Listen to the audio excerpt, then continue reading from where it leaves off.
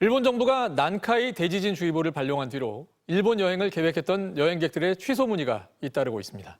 주의보가 해제된 뒤에도 일본에는 강한 지진이 발생하고 있어 주의가 필요합니다. 뉴스와 경제에서 알아봤습니다. 일본 정부는 지난 8일 미야자키현에서 규모 7.1의 지진이 일어나자 난카이 대지진 주의보를 내렸습니다.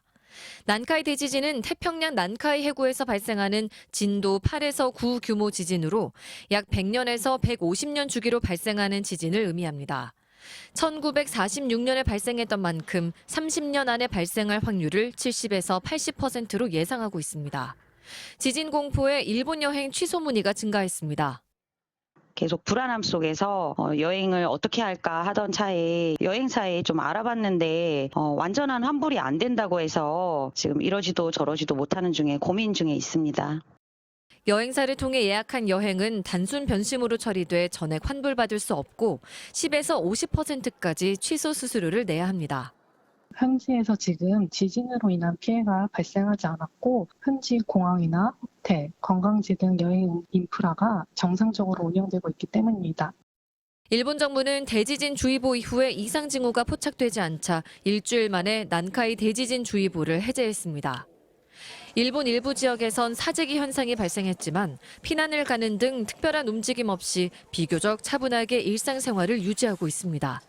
지진이 확실히 안 난다고 100% 아무도 얘기할 수는 없지만은요. 다른 경보나 주의보와 같은 후속 통보가 없는 한 지진이 당장 발생한다고 진단할 수는 없는 상태인 것 같습니다.